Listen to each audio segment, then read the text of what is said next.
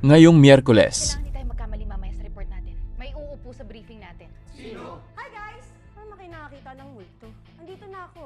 Marami dyan ang matapang sa laban. Pero iilan lang dyan na may tunay na puso ng mangdirigma. Kapag may naispatang ka, timbili mo lang agad ng makilatis. Talamak na ang gulo sa paligid.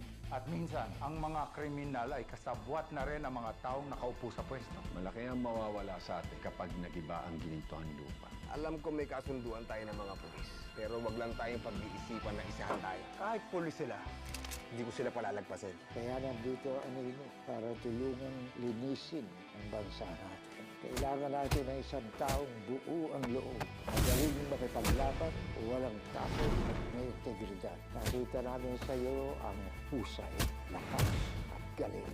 At ikaw yon, Dabo. Coco Martins Sigabo, weeknights 8 p.m.